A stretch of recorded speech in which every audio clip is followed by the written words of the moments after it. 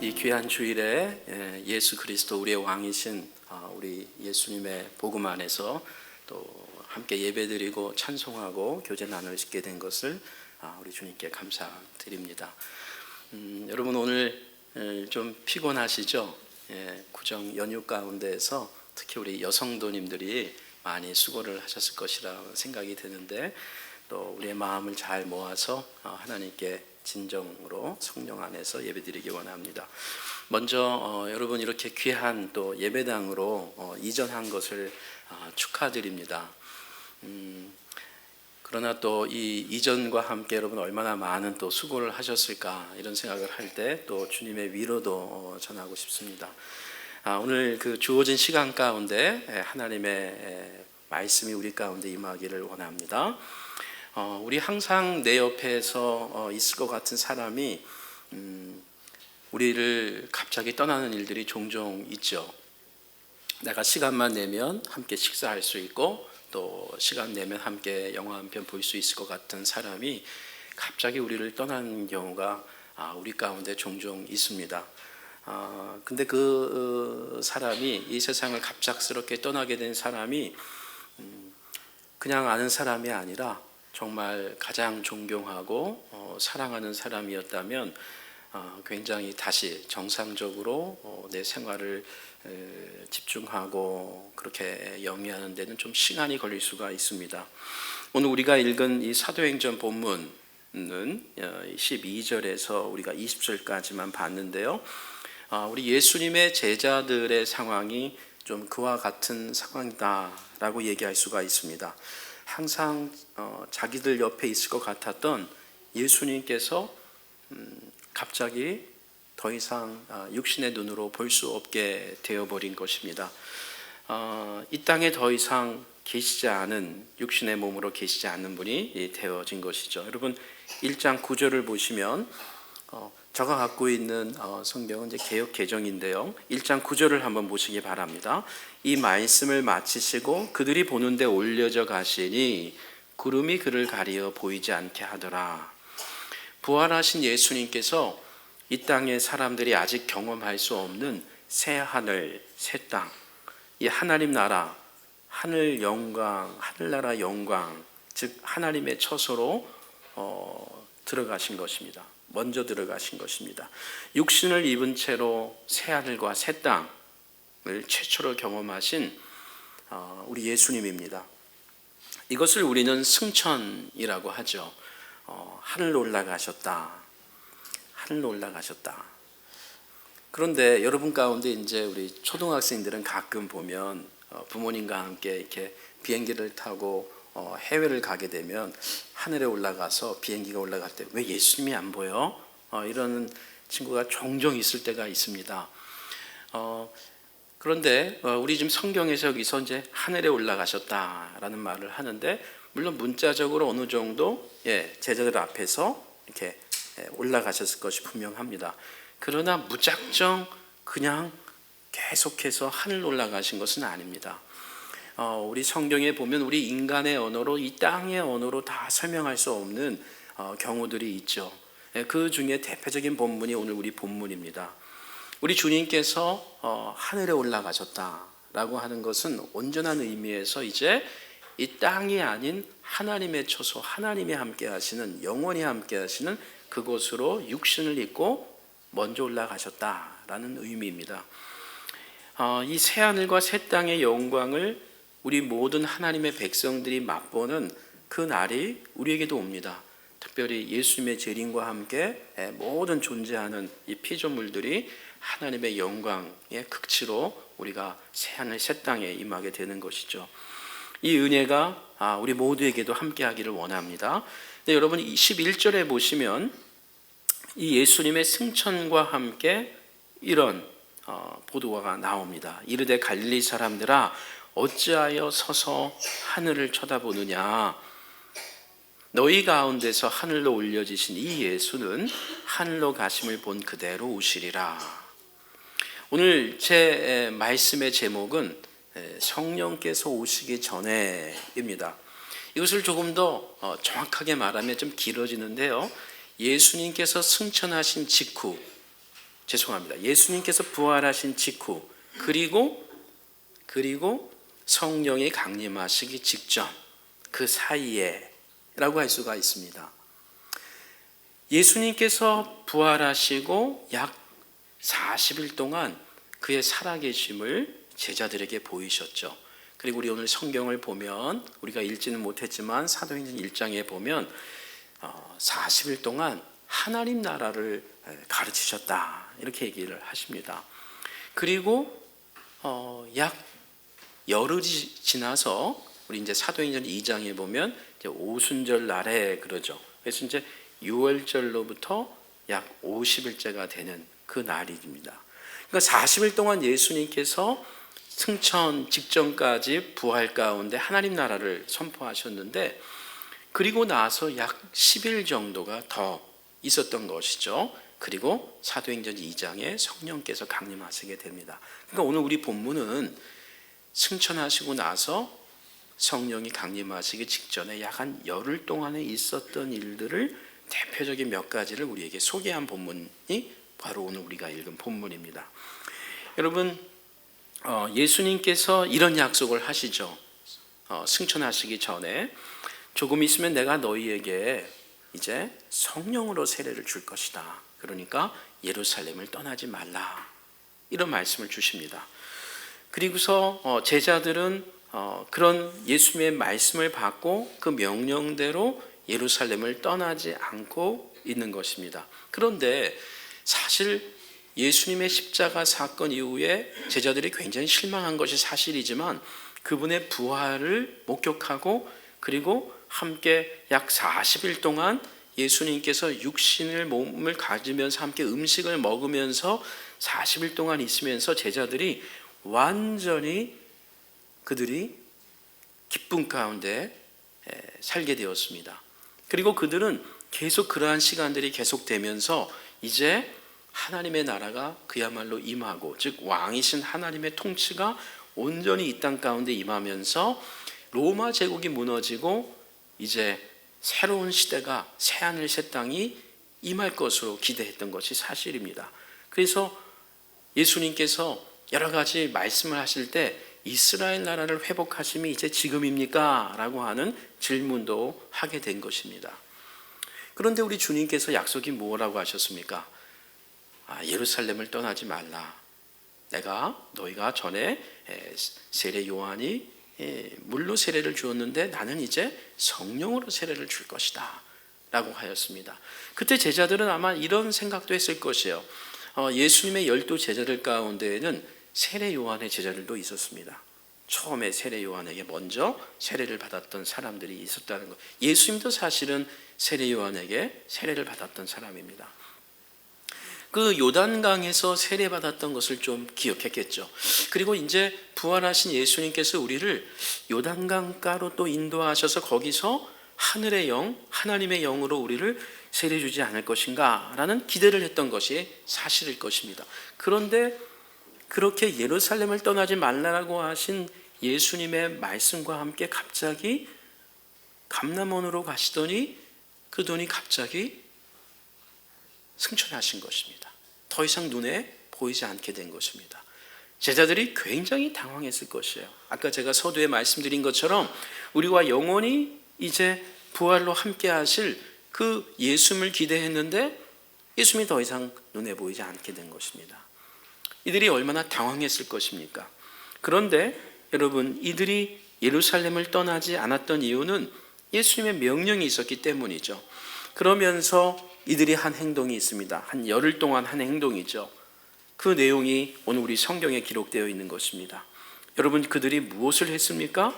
한 3가지 정도를 볼 수가 있는데 저는 오늘 2가지만 집중해서 보기를 원합니다. 제자로 부름받은 저와 여러분이 역시 오늘의 예루살렘을 떠나지 말고 해야 할 행동이 무엇인지를 함께 좀 묵상하기를 원하는 것입니다. 성령이 오시기 전에 그 당황스러운 상황 가운데 늘 우리와 함께 할 것이라고 생각했던 예수님이 함께하지 않는 상황 가운데 그들이 열흘 동안 함께했던 행동을 우리가 주목하면서 우리에게도 비록 우리에게 성령이 함께하시는 성도들이지만 우리는 계속해서 성령과 교통하면서 교제해야 될 성도들로서 계속해서 성령이 우리에게 임하시기를 사모하는 마음 가운데 이 본문을 또 함께 보기를 원합니다. 첫째로 이 제자들이 말이죠, 12절과 14절을 볼 때에 이들이 함께 모였다라고 합니다. 이들이 함께 모여서 함께 기도했다라고 소개합니다. 여러분 12절 보십시오. 제자들이 감람원이라 하는 산으로부터 예루살렘에 돌아오니, 이 산은 예루살렘에서 가까워 안식일에 가기 알맞은 길이라. 13절입니다. 들어가 그들이 요하는 다락방으로 올라가니 베드로, 요한, 야고보 하면서 이 예수님의 사도들의 이름이 언급이 되고 있습니다. 13절 마지막 부분을 보니까 야고보의 아들 유다가 언급되면서 다 거기 있다라고 합니다. 이 본문은 가룟 유다를 제외하고 예수님의 11 제자들이 다 언급되고 있는 두 번째이자 마지막 본문입니다. 여러분 복음서를 읽다 보면 복음서에 예수님께서 12 제자를 이렇게 선별할 때에 누가복음에 보면 기도하시고 제자들을 뽑습니다. 그때 예수님의 제자들의 이름이, 이 12명의 이름이 한꺼번에 이렇게 목록으로 이렇게 소개가 되고 있죠. 그리고 나서 오늘 이 사도행전 본문이 두 번째이자 마지막에, 물론 여기에는 사망한 가룟 유다의 이름은 있지 않습니다. 자, 여러분 예수님의 이 12명, 지금 현재 11명의 제자들을 여러분 한번 좀 돌이켜 보시기 바랍니다. 생각해 보시기 바랍니다. 이들이 사실 그렇게 사이가 좋았던 것은 아닙니다. 형제들끼리 제각각인 것도 있었고요, 또 좀 직업도 좀 다른 사람들이 있었습니다. 고향도 조금 다른 분들이 있었고, 이들은 사실 어떻게 보면 가까이 하기에 너무 먼 당신들로 변해버렸습니다. 처음에 예수님의 제자로 부름받을 때에는 굉장히 가까웠던 게 사실이에요. 그러다 점점 예수님을 메시아로 따르던 이 제자들 가운데에 다툼이 일어나게 됩니다. 그러면서 예수님께 조금 더 인정받기 원하는 그러한 열심 때문이었을까요? 나아가서 이들은 이제 예수님께서 예루살렘에 올라가면 곧 십자가에 죽을 것을 예언하는 가운데에도 그들은 그 말이 잘 들어오지 않고 누가 더 큰지 다툼이 일어나면서 싸움이 일어난 것이 사실입니다. 성경은 그것을 그대로 우리에게 보도해 줍니다. 이 가운데 특별히 예수님의 제자들 가운데 그래도 좀 더 인정받았던 사람이 그래도 한 사람 있죠. 그것은 베드로였습니다. 베드로는 누가 뭐라고 해도 제자들이 볼 때에도 넘사벽, 그래도 베드로는 정말 예수님이 좀 각별하게 사랑하는 것 같아 라고 인정받을 수 있었던 베드로인데, 베드로가 다른 누구에 의해서가 아니라 자기 스스로에 의해서 자기의 권위가 실추가 된 것이죠. 예수님을 3번이나 부인하게 된 것입니다. 다시 제자들 앞에 서기가 민망했던 베드로였습니다. 여러분, 이 제자들 가운데에 가룟 유다라고 하는 사람은 사실 베드로만큼 신뢰를 받았던 사람입니다. 여러분, 교회에서 지금 회개를 누가 담당합니까? 믿기 어려운 사람에게 회개 맡기는 공동체는 없습니다. 그래도 분명하고 정직해 보이고 그리고 투명해 보이는 사람에게 회개를 맡기는 것이 어느 공동체에서도 기본적인 상식입니다. 가룟 유다는 그 점에서 아주 인정받았던 사람입니다. 그런데 그 가룟 유다가 돈 몇 푼 때문에 오히려 스승을 배반한 일이 벌어진 것입니다. 이러면서 제자들 가운데는 완전히 사분오열돼 버린 것이 현실입니다. 그러는 가운데 서로 더 누구의 책임인지를 다투는 문제도 있을 것이라고 우리는 봅니다. 그랬던 제자들이 지금 함께 모여 있는 것입니다. 여러분, 각각 자기 실망에 더해지면서 제각각되었던 이 제자들이, 이 11명의 제자들이 함께 모여 있다. 참 쉽지 않은 자리에 이들이 함께하고 있는 것입니다.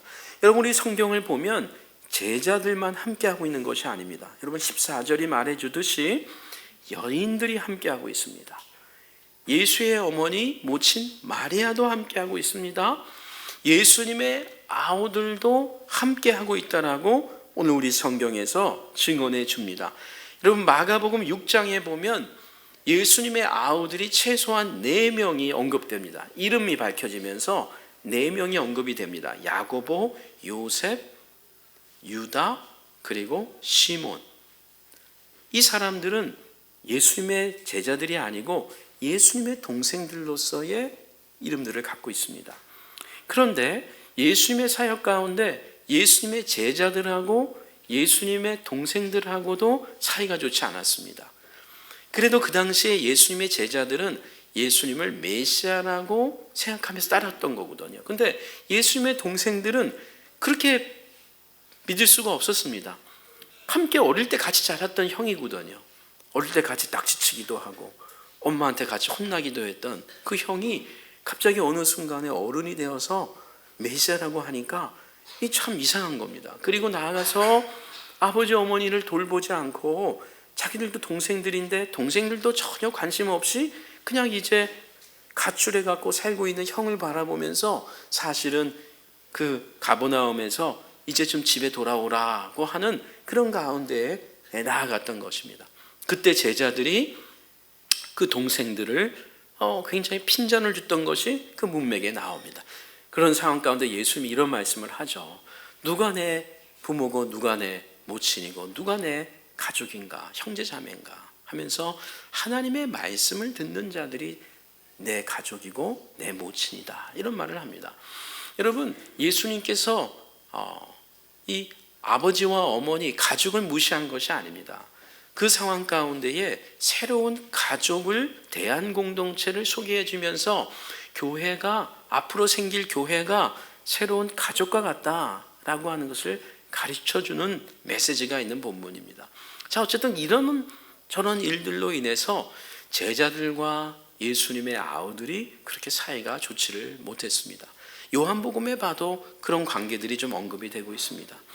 여러분, 지금 모래알 같았던 제자들이, 그리고 제자들과 아우들이 서로 좋지가 않았는데 함께 모여 있다는 것입니다. 여러분, 오늘 이 본문에서 또 주목할 그룹들이 있습니다. 이것이 바로 여인들입니다. 매우 이례적인 일입니다. 여러분, 그 당시에 유대인 남성들과 유대인 여성들이 함께하던 문화가 아닙니다. 특별히 공공장소에서 말이죠. 우리나라 옛날에도, 그렇게 옛날도 아닙니다만, 이 복음이 들어오던 초기에, 20세기 초기에 이 서양 선교사님들이 복음을 전할 때에 예배당을 세워서 복음을 전하고 주일에 예배를 드릴 때 찍은 사진들을 보면 가운데에 커튼을 쳤습니다. 그리고 오른쪽에는 남자 성도, 왼쪽에는 여자 성도, 이렇게 되어 있었습니다. 그러다가 나중에 교회 성도들이 그것을 없앤 것입니다. 근데 원래는 남자 성도, 여자 성도가 따로 앉았다고요. 여러분, 20세기인데도 말입니다. 오늘 우리 성경은 1세기입니다. 그리고 유대교 문화였습니다. 여러분, 구약의 민수기라는 거 있죠. 하나님의 백성을 센다라는 의미를 갖고 있는 이 민수기는 이 여자 성도들을 세지 않았습니다.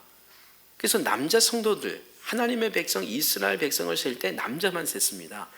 여러분, 여자 성도님들 좀 굉장히 불쾌하죠. 정말 그 불쾌한 그 내용이 좀 있습니다. 여러분, 그 이스라엘의 족보에도요, 여성들은 이름이 들어가지 않았습니다. 구약의 족보를 보십시오. 마태복음의 족보에 여성들이 들어간 것이 아주 이례적인 것이지 원래 여성들이 들어가지가 않았다는 것이에요. 근데 지금 오늘 우리 본문에 보면 1세기에 예수님의 제자들과 아우들과 그리고 여인들이 함께 한 자리에 있다라는 것입니다. 아마도 이 여인들은 누가복음 23장을 고려할 때 갈릴리에서부터 따라온 여인들인 것 같습니다. 우리 성경이 갈릴리에서부터 따라온 여인들이 있다라고 하고요. 이 여인들이 예수님의 부활을 먼저 목격했던 자들입니다. 제자들보다 먼저 말이죠. 남성들보다 여성이 먼저 목격했습니다. 성경은 그것을 역사적인 사건이기 때문에 그대로 증언해 줍니다. 그 당시에 증인 역할을 감당할 수 없었던 여인들인데도 성경이 이 역사적 사건을 그대로 증언한 것입니다. 성경이 좀 꾸며내고 싶었으면 아마 여성들을 증인으로 내세우지 않았을 것이에요. 자, 어쨌든 우리 본문이 말해주는 것은 굉장히 충격적인 것이에요.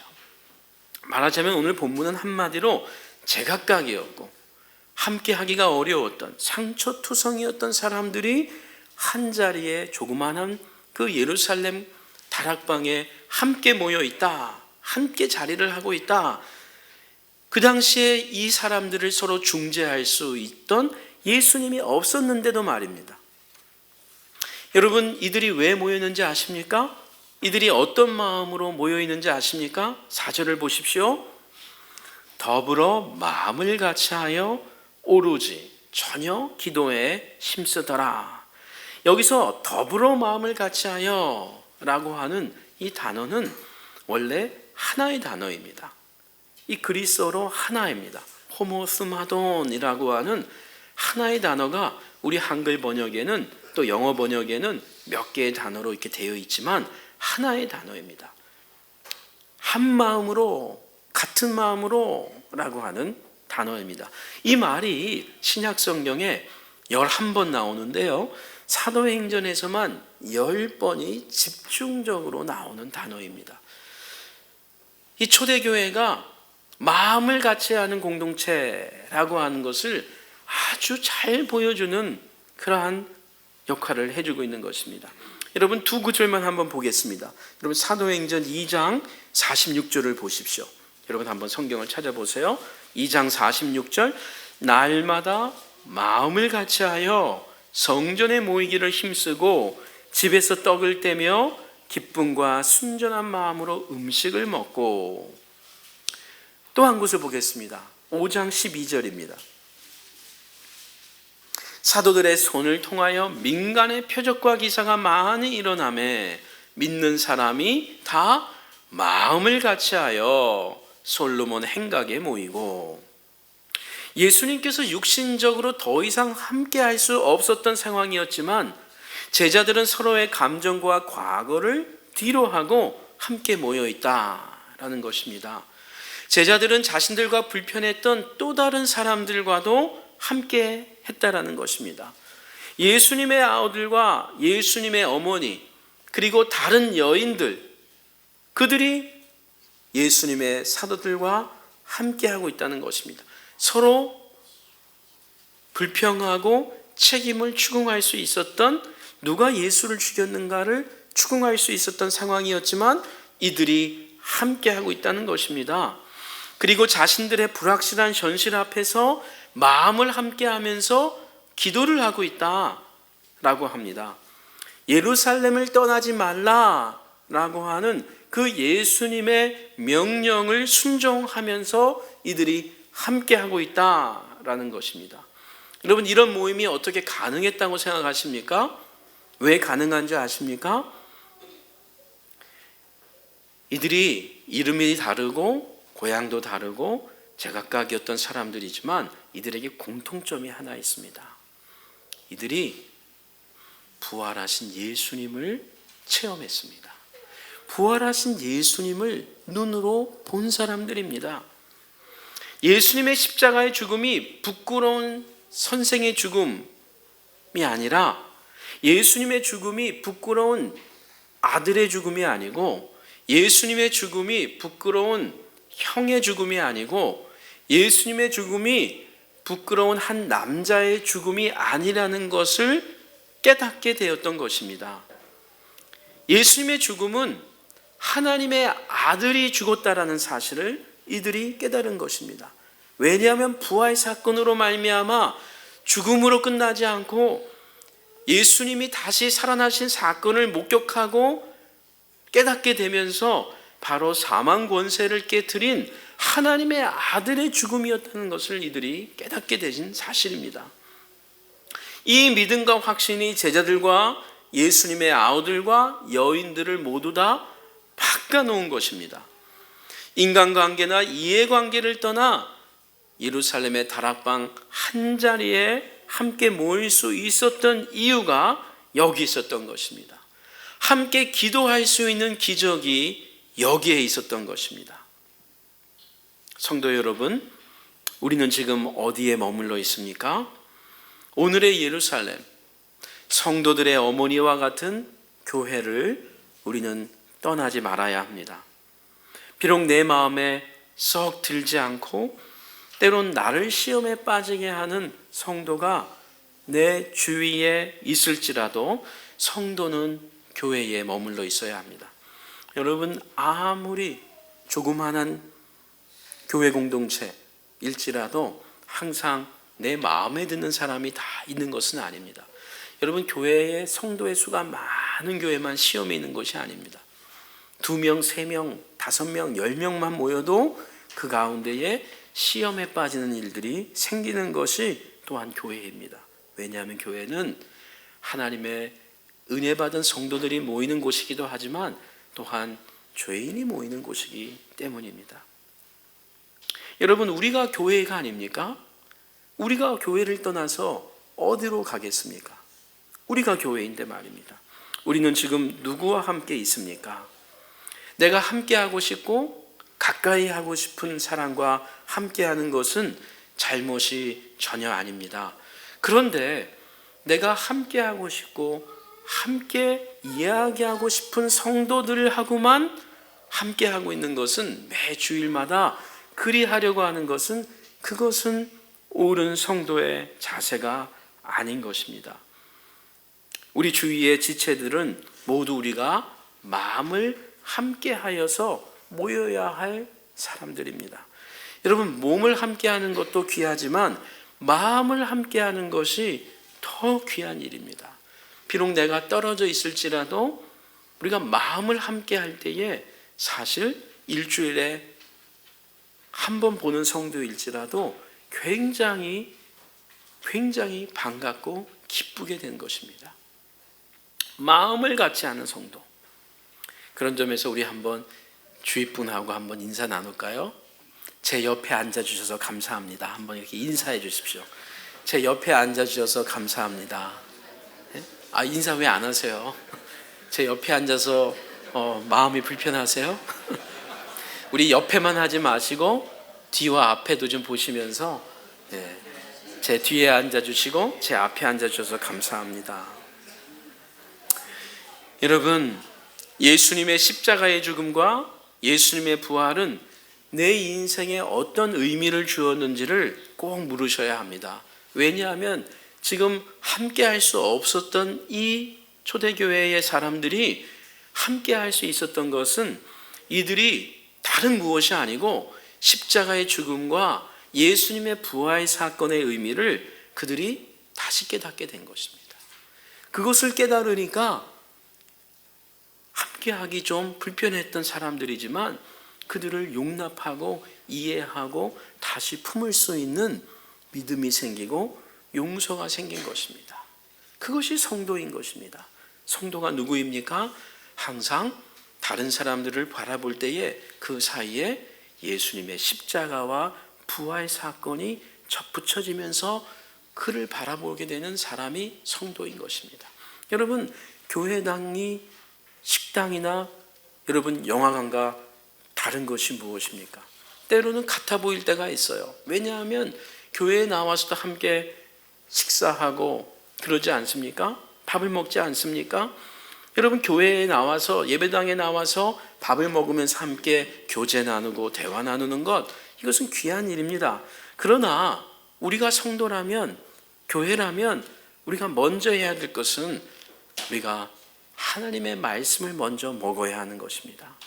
그 달고 오면 하나님의 말씀을 먹어야 되는 것입니다. 먹으면서 그냥 우리 입에 너무나 쓴 그런 약 같은 말씀이 아니고 우리가 먹을 때는 이상하게 써 보이는데 그것을 씹고 보니까 우리 배 안에서 달게 되는 것이죠. 하나님의 말씀을 성도는 먼저 세상의 음식보다 먼저 먹어야 되는 것입니다.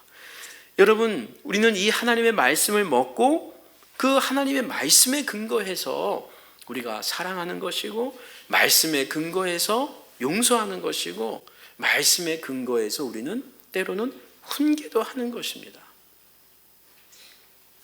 그렇기 때문에 성도는 함께 모여서 하나님의 말씀을 먹어야 합니다.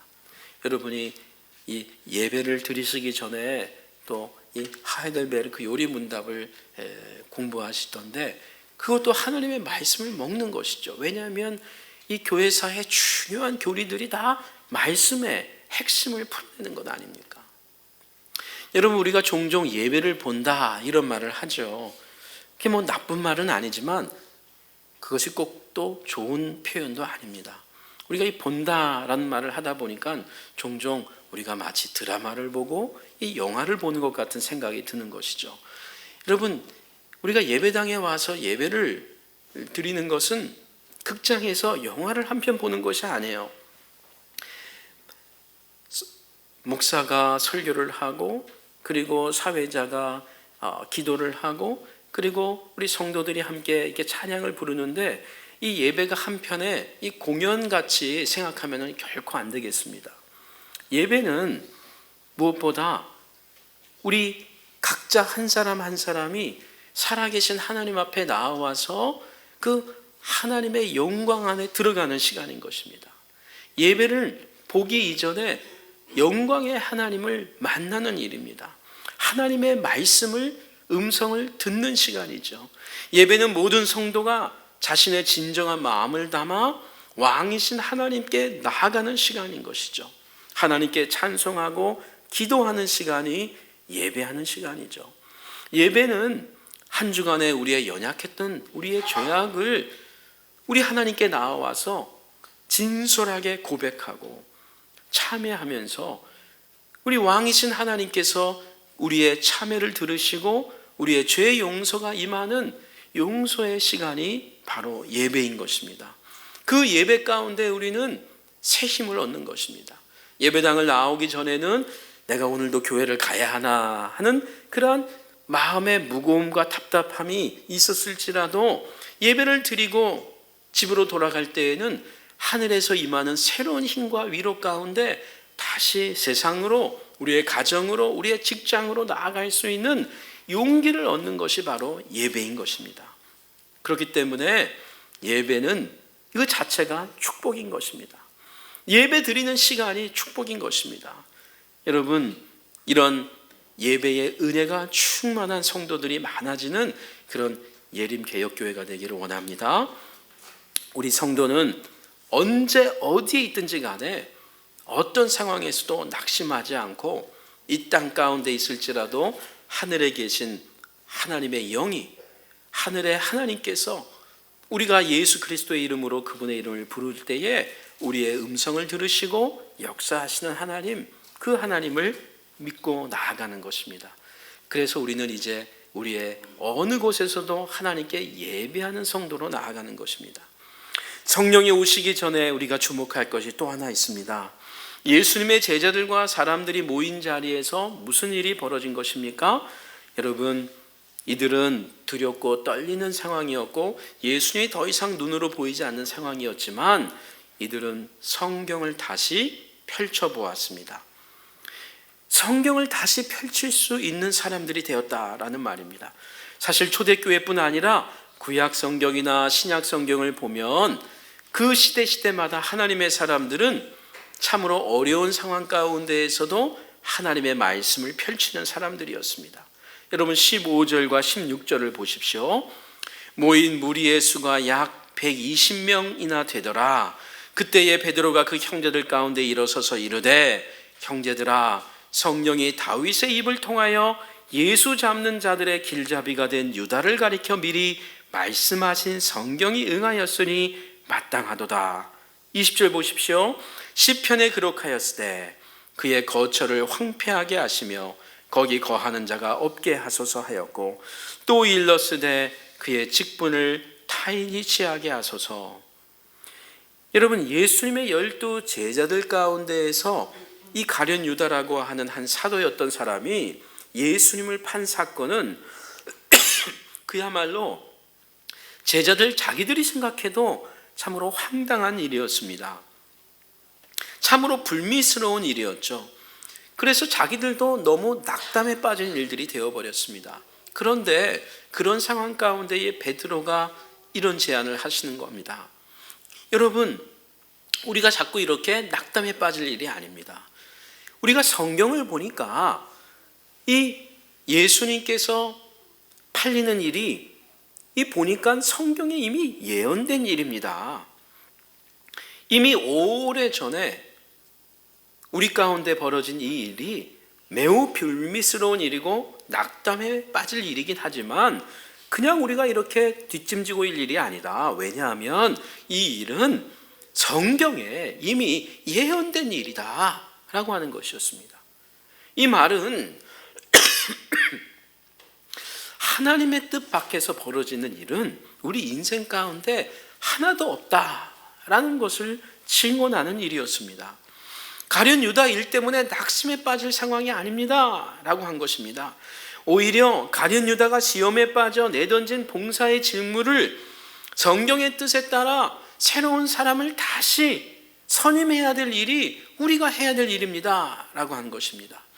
여러분, 지금 성경을 보니까 예수님을 십자가에 못 박히도록 그렇게 판 사람도 그 내용도 성경에 있지만 그것만이 아니라 가룟 유다가 그 직무를 버리고 나아가서 그 되어진 상황 가운데 우리가 다시 사도의 직무를 감당해야 될 사람을 뽑을 일도 성경에 기록되어 있습니다 하면서 시편 69편과 시편 109편을 베드로가 읽으면서 그들과 나눴던 것입니다.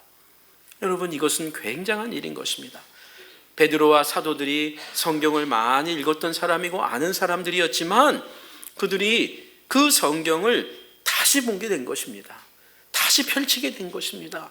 그리고 나서 보니까 이 자기들의 삶 가운데 있을 수 없었던, 잊지 말아야 될 일이라고 생각했던 일도 성경에 예언되었던 것을 그들이 깨달았던 것입니다. 여러분, 성도가 누구입니까? 성도는요, 어떠한 상황에서도 어떠한 형편에서도 하나님의 말씀인 성경을 손으로 펼칠 줄 아는 자가 성도인 것입니다. 여러분, 우리 성도는 상황이 어려워질 때일수록 다른 사람이나 다른 어떤 무엇이 아니고 우리의 왕이신 하나님, 우리의 왕이신 하나님의 말씀이 기록된 바로 그 하나님의 말씀을 먼저 펼치도록 우리가 나아가야 될 사람들이 성도인 것입니다. 나보다 나를 더 잘 아시고, 나보다 우리 가정을 더 잘 아시고, 나보다 우리 교회를 더 사랑하시는 그 하나님, 그 하나님의 말씀을 먼저 손에 잡고 있는 자가 성도인 것입니다. 내 현실과 주위 사람들에게 벌어지는 일들이 이해되지 않을 때가 있죠. 왜 우리 가정에 이런 일이 있고 왜 저 사람에게는 저런 일이 또 있는가 이해가 되지 않을 때가 있지 않습니까? 그런 상황에서도 성도는 여러분의 경험으로 헤아리려고 하지 마시고 성경을 펴시고 그 성경 안에서 하나님의 뜻을 성찰하셔야 될 사람이 저와 여러분인 것입니다. 그렇기 때문에 하루에 아침 시간이 됐든 저녁 시간이 됐든 성도는 하나님의 말씀을 손에서 늘 붙잡고 있어야 될 사람들이 저와 여러분인 것입니다. 우리가 생각했던 것보다 일들이 잘 진행되고 내가 계획했던 것보다 더 승승장구하고 있을 때에도 성도는 성경을 늘 펼쳐야 하는 것입니다.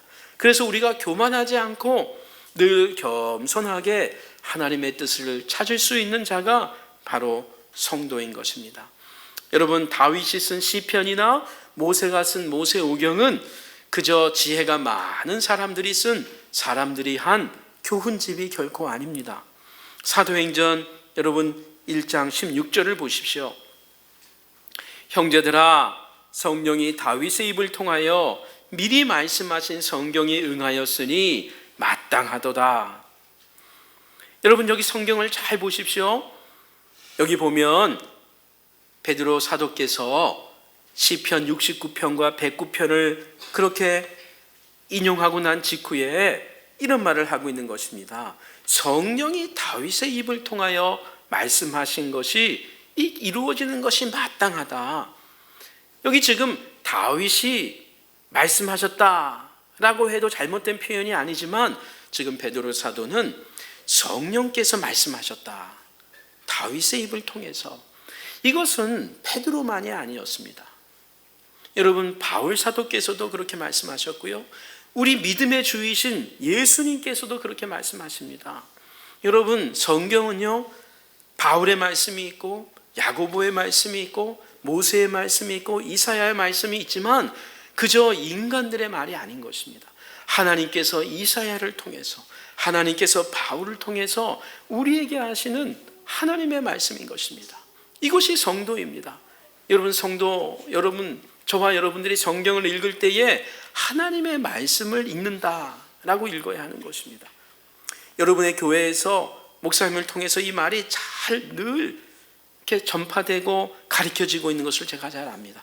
그러나 아무리 그렇다 할지라도 여러분, 부모님이 집안에서 말씀하실 때 아버지가 얘기하고 어머니가 얘기한다고 하지만 여러분, 그 말을 늘 아빠가 얘기하고 엄마가 얘기한다고 다 알고 있지만 그것을 그냥 지식으로 아는 거하고는 전혀 다른 것이기 때문입니다.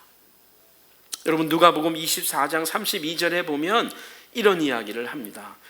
그들이 서로 말하되 길에서 우리에게 말씀하시고 우리에게 성경을 풀어주실 때에 우리 속에서 마음이 뜨겁지 아니하더냐.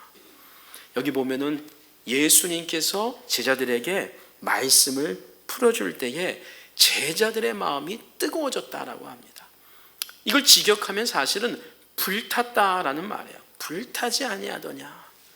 여러분, 성경을 우리가 아무리 읽어도요, 우리의 마음이 그냥 냉랭한 사람이 많습니다. 성도일지라도. 교회에서 예배 때마다 하나님의 말씀을 푸는 성경을 풀어도 마음이 냉랭할 때가 있습니다. 그 이유는 주님께서 하나님의 영이 우리의 마음을 터치해 주셔야 되는 것입니다. 우리의 마음을 만져주셔야 되는 것이. 주님께서 우리의 마음을 풀어주실 때에 그 말씀이 하나님이 말씀으로 우리 가운데 들어온다는 것입니다. 그렇기 때문에 우리는 기도해야 되는 것이에요. 집에서 성경을 읽을 때나 예배당에서 예배를 드리기 전에 기도를 하는 것입니다. 어떻게 기도하는 것입니까? 하나님, 오늘 내가 하나님의 음성을 듣게 하여 주십시오. 내가 오늘 하나님의 말씀이 우리 가정에 임하게 하여 주십시오. 내 자녀들에게 임하게 하여 주십시오. 어린아이라고 여러분 하나님의 말씀을 못 듣는다고 생각하십니까? 천만입니다. 교회의 부흥의 시대를 보면요, 10대 전에 중생 체험의 역사들이 일어나는 것을 우리는 보게 됩니다. 하나님의 영이 임하면요, 마른 뼈들이 생기를 갖게 되는 것이 그게 성령의 하나님의 역사인 것입니다. 오늘 말씀을 마치기 전에 제가 한 가지 더 보고 싶은 메시지가 있습니다. 베드로의 리더십을 주목하기를 원하는 것입니다. 왜냐하면 예수님을 3번이나 부인했던 그 어두운 과거가 있었던 베드로이지 않습니까? 근데 오늘 우리 본문을 보면 가룟 유다만큼 낙담하고 시리에 빠졌던 베드로가 지금 다시 우뚝 쓴 베드로로 나오는 것을 오늘 우리 성경에서 볼 수 있기 때문입니다. 가룟 유다만큼은 아니었어도 그의 리더십이 얼마나 많이 쇠퇴가 되고 약화가 되었습니까? 그가 다시 사도들 앞에, 여인들 앞에 설 수 있었던 용기가 무엇이었을까요? 베드로가 이전처럼 다시 앞에 나설 수 있었던, 회복될 수 있었던 비결이 오늘 우리 사도행전에는 없지만 이 사도행전의 간극을 메워주는 요한복음 21장에 있습니다. 다시 말하면 예수님이 부활하시고 난 그 40일 동안 있었던 일이 요한복음 21장에 있다는 말입니다. 우리가 너무나 잘 아는 본문입니다. 부활하신 예수님께서 실패한 베드로를 다시 신방하신 사건이죠. 다시 시작할 수 있다고 손을 내밀면서 예수님께서 베드로에게 나아가셨던 사건입니다. 3번이나 부인했던 베드로를 아셨기에 예수님 또한 3번이나 베드로에게 질문하신 사건입니다. 무엇을 질문하셨지요? 많은 질문이 있었을 것이에요. 묻고 싶었던 게 한두 가지가 아니었을 것이에요. 내가 너를 특별히 사랑하면서 가까이에서 변화산상에도 올라가게 하고 여러 가지 더 가까이서 지냈던 너였는데 너 정말 그럴 수 있냐 하면서 예수님이 할 말이 얼마나 많았겠습니까? 그런데 예수님이 많은 질문 가운데 딱 한 가지만 의도적으로 3번이나 질문하신 것 아닙니까? 그것이 무엇입니까? 우리가 너무나 잘 아는 내용이죠. 베드로야, 내가 다른 거 묻지 않겠다. 그냥 한 가지만 묻겠다. 너 아직도 나를 사랑하니? 너 다른 사람 보지 말고 너가 3번 그렇게 부인하고 무너졌을 때 그 옆에서 그 부인하는 것들 다 봤던 사람들 그런 거 의식하지 말고 내가 너에게 묻고 싶은 거 딱 한 가지밖에 없다. 너 아직도 나를 사랑하니? 그것만 분명하다면 다시 시작하자. 다시 시작하자. 그 예수님의 신방이 베드로를 다시 일으킨 것입니다. 여러분, 여기에는 굉장히 중요한 진리가 있습니다. 신앙은요, 우리 인간의 의지로 먼저 시작하는 것이 아닙니다. 의지가 중요합니다. 그러나 신앙은요, 내 안의 의지로 시작하는 것이 아닙니다. 예수 그리스도의 용서의 은혜, 예수 그리스도께서 나를 용납하셨다는 그 사랑의 체험, 죄의 용서의 은혜, 예수님께서 나를 먼저 일으키셨다라고 하는 그 믿음이 우리에게 의지를 주는 것이죠. 우리에게 다시 시작할 수 있는 믿음, 용기를 주시는 겁니다. 지금 베드로가 다른 주위 사람들을 의식하지 않고 시작할 수 있었던, 어떻게 보면 좀 뻔뻔해 보일 수 있었던 그 은혜가 무엇입니까? 바로 예수님의 그 회복의 질문이었던 것입니다. 예수님의 용서였던 것입니다. 여러분, 올 한 해가 벌써 한 달이 다 지나고 2월의 중순이 지나가고 있습니다. 여러분, 올 한 해 우리가 예수님 앞에 살 때에 우리가 부활의 은혜를 정말 믿고 그 은혜를 체험한 자답게, 그리고 무엇보다 성령께서 우리 가운데 다시 강림하기를, 충만히 임하기를 소망하는 자들이라면 우리가 공동체적으로 할 것이 있다라고 오늘 하나님께서 우리에게 말씀하십니다. 저와 여러분에게. 그것이 무엇입니까? 오늘 이 본문에서 본 것처럼 우리가 마음을 함께 해야 되겠습니다. 교회 공동체 구성원들 안에서 우리가 몸만 함께 할 것이 아니고 매 주일마다 우리가 모일 때마다, 그리고 우리가 몸이 함께하지 않을 때라도 가족끼리 함께 같은 집에서 사는 것으로 만족하지 말고 마음을 같이 하면서 우리 하나님 앞에 나아가는 성도가 되기를 원합니다. 그럴 때에 용서할 수 없는 사람, 함께하고 싶지 않은 사람이 있지만 먼저 손 내밀고. 왜요? 우리가 예수님의 부활을 믿고 예수님의 부활을 목격하는 자들이라면, 하나님의 말씀을 믿는 자들이라면.